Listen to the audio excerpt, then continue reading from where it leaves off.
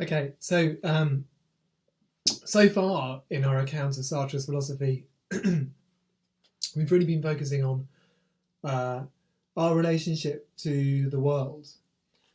So it's clear that if we're going to develop a proper account of that relationship to the world, we need to recognise that one of the key ways in which we interact in the world is by interacting with other people. So other people have an effect on the way we conceive of ourselves and the world, and they have an effect directly on us. So today what I want to do is I want to start looking at Sartre's account of our relationship with the other. Now, the philosophical question that's normally raised when we're dealing with the question of other minds is, how can we know that other minds really exist? So given that we don't directly see other minds, how do we know that other minds exist? Now, that's an important question for Sartre, but it's tied to a whole series of further questions about how the other is experienced in the first place. And we can see that if we frame the question about others in terms of how we know that other people exist, then we've already framed the question in terms of knowledge. How can we know that other people are there? And the natural result of that is that we're going to be forced to explain the existence of the other through some kind of inference from my experience to the experience of other people. Now, what Sartre is going to claim in his analysis of our relationships with other people is that those relationships are more immediate and more existential than those traditional accounts make it appear. So Sartre is going to claim that our relationships to others is constitutive of who we are in a way that gives other people a central role in our being. So we don't just simply infer that other people exist, but the basic structure of what it is to be a human being is determined in large part by our relationship with others. Now, what I want to do today is I want to look at Sartre's analysis of the relationship to the other and the problem of the other in 3 stages. First of all, I want to look at how Sartre sets out this problem. And as we'll see, when Sartre sets it out, he sets it out in a fundamentally existentialist manner. Second, I want to talk about why he feels that the problem of the other is not resolvable within the structures of realism and idealism. So within a traditional philosophical framework, we simply can't solve the issue of our relationships with others. And finally, I wanted to turn to talk to you about Sartre's own account of our relationship with others. So first of all, I'll look at some of the descriptions that he gives, and then I'll look at some of the implications of those descriptions. Okay, so how does Sartre's approach lead us to the problem of others? Well, as I've just said, the question of the existence of others is often raised in terms of the question of how we know that other people exist. So Descartes in the Meditations, for instance, asks the question of why we take figures in coats moving across the square that I see from my window as men rather than as automata. And his conclusion is that we see them as men because we make an inference from the existence of their bodies to the fact that they have a mind. So we kind of draw an analogy between the structure of my own body, the structure of their body, and the fact that I have a mind. And we draw an analogical inference to the fact that the figure we're seeing has a mind as well. So that's based, therefore, on a kind of reflective reasoning from the fact that I have a body and I have a mind. Now, what Sartre is going to do is he's going to oppose this very, very intellectual idea of how we relate to others. And he's instead going to take as a paradigm case of our relationship with other people the experience of shame. So we'll come back to Sartre's comprehensive account of shame later on, but he opens the chapter with this brief analysis. So consider, for example, shame. Here we are dealing with a mode of consciousness which has a structure identical with all those we've previously described. It's a non-positional self-consciousness, consciousness of itself as shame. As such, it's an example of what the Germans call Erlebnis and is accessible to reflection. In addition, its structure is intentional. It's a shameful apprehension of something, and this something is me. I am ashamed of what I am. Shame, therefore, realises an intimate relation of myself to myself. Through shame, I've discovered an aspect of my being. Yet, although certain complex forms derived from shame can appear on the reflective plane, shame is not originally a phenomenon of reflection. In fact, no matter what results one can obtain in solitude by the religious practice of shame, it is in its primary structure shame before somebody else. So I have just made an awkward, vulgar gesture. This gesture clings to me. I neither judge nor blame it. I simply live it. I realise it in the mode of for itself. But now suddenly I raise my head. Someone was there and has seen me. I suddenly realise the vulgarity of my gesture and I'm ashamed. Okay, so shame is Sartre's key example. Now I think you can see already the kind of difference between the case of shame that Sartre is presenting here and the kind of traditional Cartesian model. You know, the Cartesian model is seen from a window, there's distance, it's an observation, whereas shame is something that we are engaged in our relationship to the other. Now, there are several more points we can draw from this, I think. The first is that shame's an emotion that we feel in the presence of another person. You can't understand the idea of feeling shame without the idea of there being another person present. Second, in feeling shame, I don't reflect on the possible existence of another. I don't deduce that someone else exists when I experience shame in the face of the other. Rather, my sense of the existence of the other is immediate and it's existential. So it's not a relation of knowledge, it's something more fundamental than that. And finally, when we consider what the object of shame is, we find it's not the other person that's the object of shame. They cause us to feel shame, but that's not the object of shame. The object of shame when we feel shame is our feeling of shame understood as a relation between us and the other. So this suggests that the presence of other people in the world might not simply affect who we are, but it might constitute an aspect of ourselves. So once other people are brought into the world, suddenly there's a new aspect of what it is to be a human being, and that's to be in relation to other people, or as Sartre calls it, to be in a state of being for others.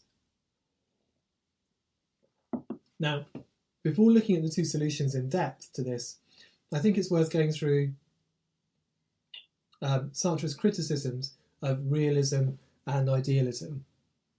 So Sartre's claim is that when we analyse these two solutions, so when we analyse realism and idealism, we find that each turns into the other. So I just want to go through these two models now, realism and idealism, to see why a kind of traditional account of our relationships to the others can't solve the problem of how it is that we relate to other people. Okay, so starting with realism. So by realism, we can assume Sartre means something like an account that presumes that the material world is a real thing and that the objects we encounter in the world are really there. So we can leave to one side questions about whether this realism that Sartre is talking about is a kind of reductive realism, as we might find in, say, Descartes, or whether it's something that assumes that properties are real, for instance, whether properties are actually the way that they appear to us. But given the model of realism, given the idea that the world is real and a material thing, how does someone who believes in the existence of the external world in this sense explain the presence of other people?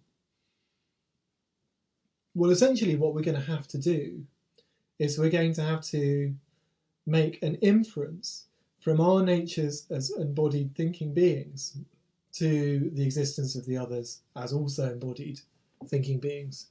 So the problem of the other is going to be one of analogical reasoning. It's going to be one of proof. So when we see a body in the world, in a sense, we can infer that, like us, it must also be a subject. Now, the difficulty with this is that while for us there might be a necessary connection between having a mind and having a body, there doesn't seem to be such an essential connection when it comes to other people. So realism only gives us proof of the probable existence of other people. It leaves this kind of unbridgeable relationship between the existence of other people, which is manifest to us in their minds. So this is why, when Descartes sees the figures across the courtyard, all we have is a probability that those figures are people. There's always this possibility that they could be automata. Now, that might not be a possibility in fact, but the important thing really, I think, here is that for the realist, it's a contingent truth that the mind is related to the body. And so it's a truth that we can always, that could always potentially be disproved by experience. Now, Sartre's claim is that this situation quickly leads to a form of idealism about other people's minds. The only knowledge we have of the other is through the inference we make to their existence. And as this is the only connection to their existence, the existence of the other becomes defined through the knowledge we have of them. And this idea that existence is defined through knowledge brings us very close to a form of idealism. So how does idealism try to solve the problem of the other? Well, if we turn to idealism itself, then Sartre kind of takes Immanuel Kant, to be the paradigm case of idealism. Now, Sartre claims that there are two ways in which Kant could try and explain the fact that the other exists. So first, he could see the other as something like a category, like Kant sees causation. So the other would be something like a structure that we use to organise experience. And the other option would be to see the other as something more like a heuristic fiction. So if you've looked at the Critique of Judgment, you'll know that Kant understands living beings this way, as a structure that allows us to organise experience, to say things that we couldn't say purely according to the categories. So life is not necessary for experience for Kant. We could see organisms simply as a collection of molecules moving around in space, but Kant argues in the Critique of Judgment that a category such as life, which is a form of purposeful organisation, is a useful way for us to organise the world and explain it. Now, Kant, in fact, doesn't have any category, as far as I know, of the other in his philosophy, which is an interesting point in his own right. But he doesn't seem to have a concept of the other. So let's consider how he might incorporate the other as a structure into his account of experience. Well, the first thing to note is that there's, on the surface, a similarity between the other and the categories in Kant's system. So Kant claims that the categories of experience are really ways in which we systematise and organise our experience of the world. They're necessary structures that allow us to organise our experience. So we use the concept of an object, for instance, to tie together different perceptions or different representations into a coherent unity. Now, when we look at the other, we see that the other, as a kind of a unifying figure, is what gives meaning to and organises their actions. So if I see a body moving around, then in order to make sense of the movements they're making, I can use the category of assuming that they're another. another person like me, and suddenly all of those movements make sense. So if I act angrily, then what ties together that expression of anger to my other gestures and actions is the idea that there's an inner process to my thinking that unites all of these behaviours. So this presents a bit of a problem in explaining the other in Kant's terms, because on the one hand, Kant claims that I organise all experience, that's the meaning of the Copernican inversion, but on the other, what gives meaning to the other is a set of phenomena that are definitionally outside of my control, which is the other's mental states. Now, the fact that the other is both a part of our experience, but also opens out onto another world, is a problem that Sartre argues can't be dealt with by transcendental idealism. So that's the essential problem, that the other is both an object in our world that's organised, and we organise them according to their behaviour. But in order to do so, we need to recognise that there's a subjective element which precisely goes against or goes beyond the kind of categorical schemas that we're using to make sense of the world. So the other seems to be both within our world, but also, in a very radical sense, outside of the categories we're using to organise that world. Okay, well, if we can't see the other as a category, can we see the other as a regulative ideal? Now, as I said, this is the way we see animals, and we see animals as having a purpose, even though, it could be possible that they're simply mechanical systems. So in order to be able to say more useful things about the natural world, for instance, we assume that creatures have a purpose. So we assume that tigers have claws for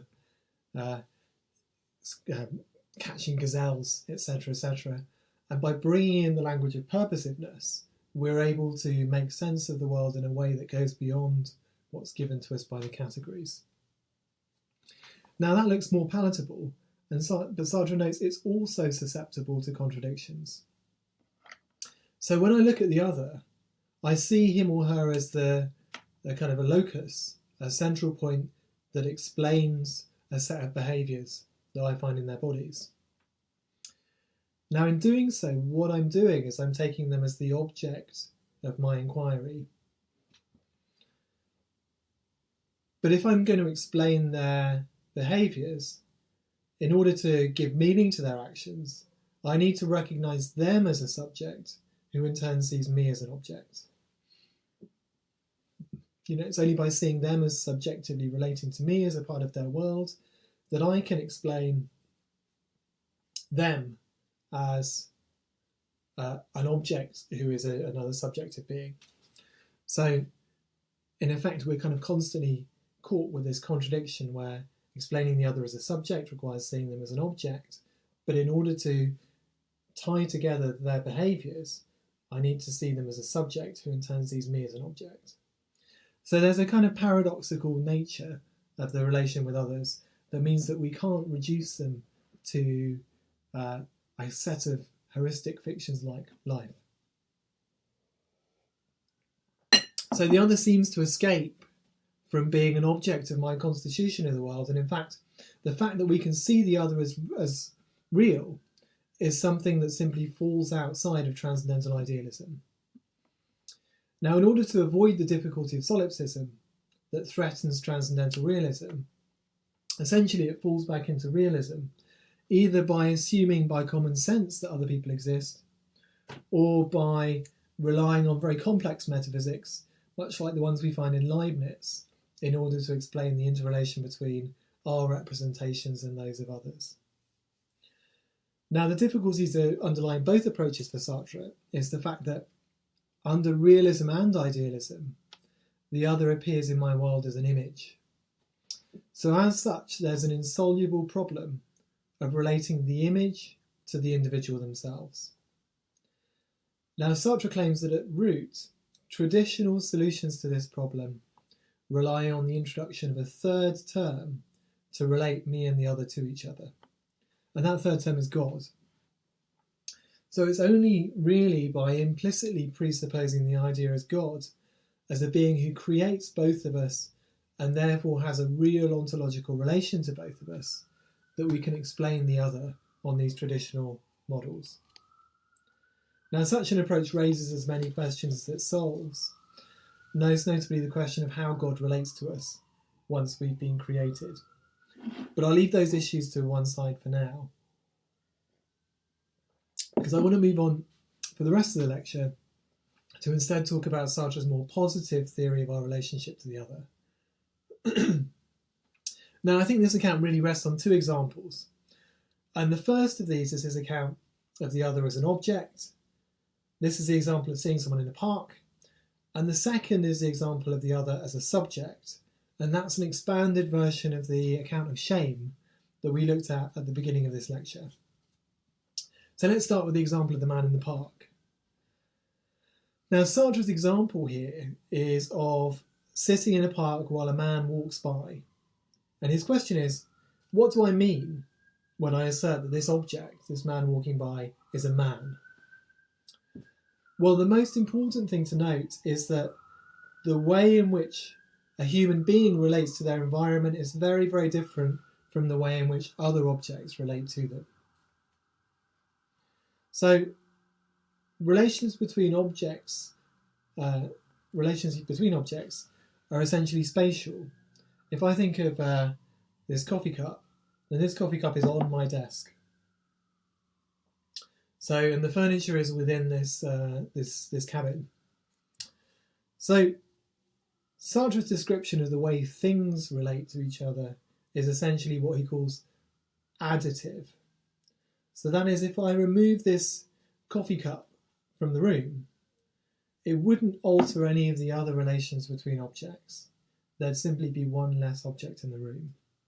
So things, in effect, form relations where they're kind of like a heap of entities together. Now, that's what happens with physical objects. But human beings are very, very different from this, as we all know.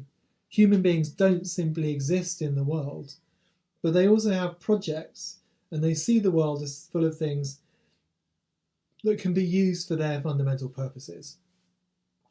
So what that means is that our relationship to the world isn't simply in terms of distances. So the way in which we relate to objects around us is determined by the projects we hold and the uses we can make of those objects. Now, there's an example Heidegger uses to kind of sum this idea up. And he says that there's a very certain sense in which the glasses someone's wearing can be further away from them than the object they see through them. And the idea there is that our relationship to objects can't be understood in geometrical or measurable terms. You know, my glasses are closer to me, further away from me than the object I'm relating to, because practically my engagement is with the coffee cup, rather than, if I was wearing glasses, the glasses on my head. Now, what that means is that rather than things simply being additive for human beings, we constitute a whole field of relations between things, and we also constitute the distances in our world depending on the practical activities we're engaged in. So once again, I know I keep on pushing this back, but we'll deal with this again in a couple of weeks when we look at facticity in more detail, because there we'll see clearly what Sartre means by this idea that distance is constituted through our projects. But here's the situation in the park anyway. Here's Sartre's account of it. So perceiving him as a man, on the other hand, is not to apprehend an additive relation between the chair and him.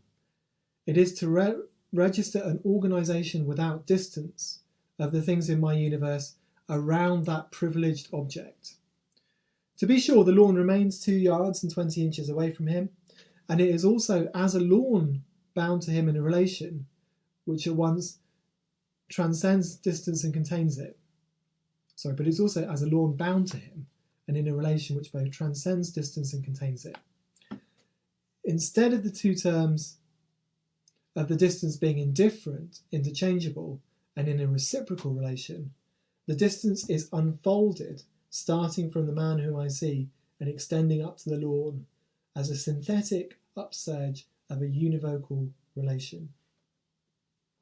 So when the man's standing by the lawn or sitting on the chair by the lawn, we see that man as the locus of a series of distance relations.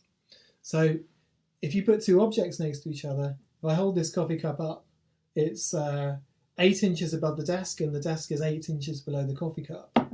But for us, when the man's sitting on the bench, it's not the case that the relation of the man to the grass is the same as the relation of the grass to the man, because in a sense the man is defining relations to things around him by the fact that he's engaging the world through projects. So there's a difference between the grass, which simply sits there in relation to the man, and the man for whom the grass forms a part of a practical world. So what's important here is that I and the other both have projects. So we both are going to be relating to the world by drawing it around us in relation to those projects. So when I recognise that the other is also capable of projects, however, what happens is I find there's a disintegration in the structure of my world. So before I'd recognise their appearance, the world was really just turned towards me. But now I recognise that the world has another centre.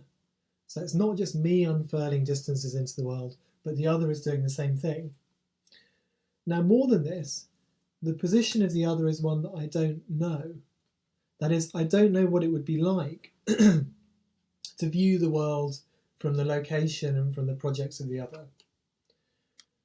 So the other appears to me as different from myself. It's a different point of organisation to myself, but also as incomprehensible to me. The other appears to me as essentially a hole in the universe and a point of negation that's going to lead to the disintegration of my world.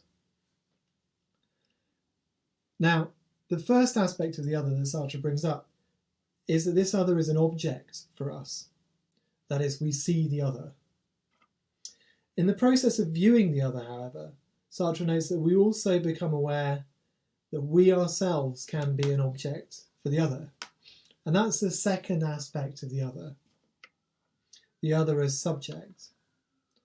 So when we're a subject of the other's gaze, then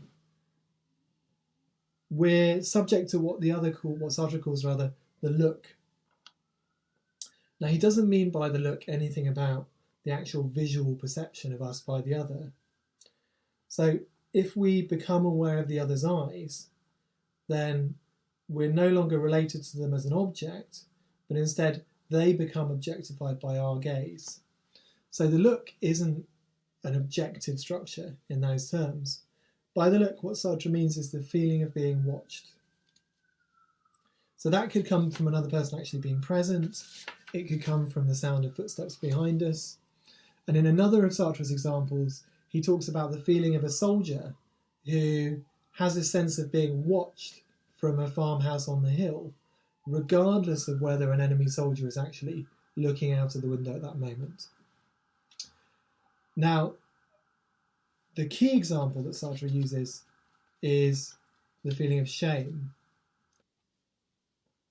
Okay, so Sartre asks us to imagine that because of jealousy, we're looking through a keyhole at some scene that's happening within a room.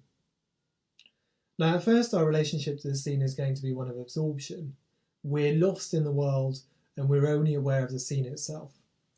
So that's the state we often find ourselves when we're just relating means, so the keyhole in this case, to ends.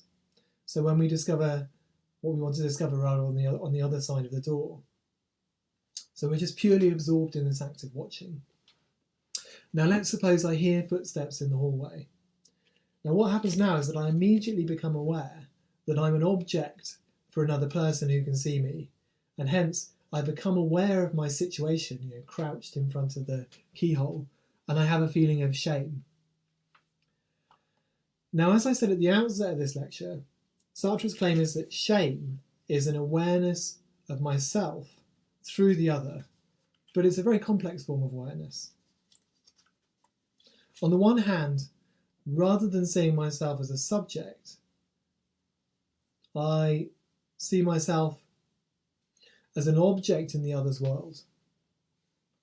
So the nature of this object is complicated by the fact that on the one hand, the me that's known by the other is the one that in some sense clearly is who I am. But on the other hand, this me is constituted by the gaze of another who has a very different world to me.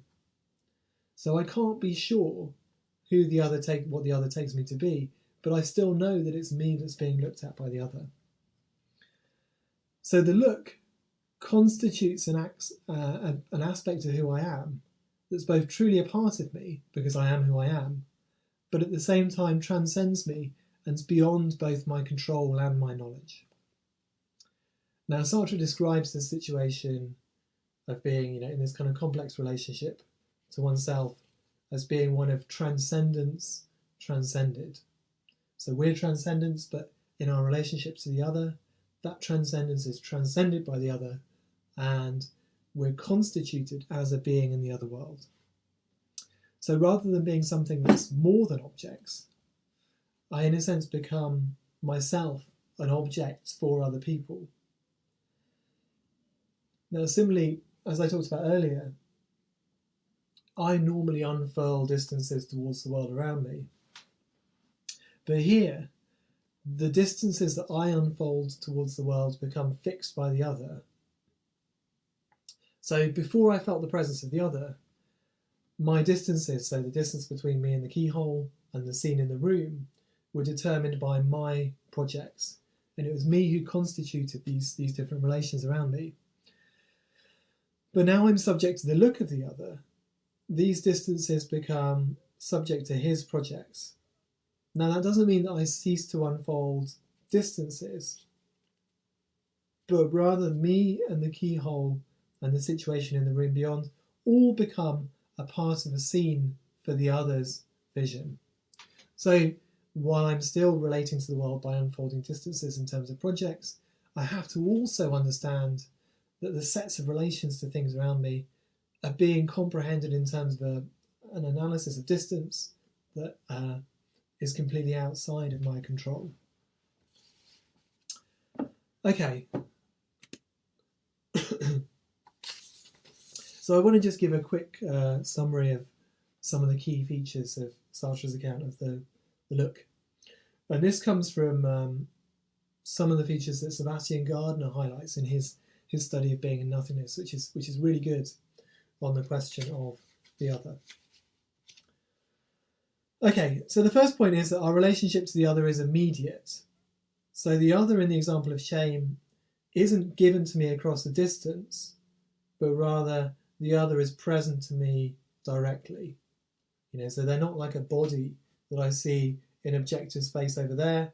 They're immediately present to me. Now, that means that the other isn't present to me from another point in the world, as an object might be present to me. Rather, my awareness of the other is going to be direct. So my awareness of the other appears on the inside rather than as a relation to something in the world. Okay. Third, my awareness of another occurs through an ontological transformation. So there's a transformation of who and what I am through a relation to other people in the world. So when I'm seen by another person, I become an object in a universal space and time.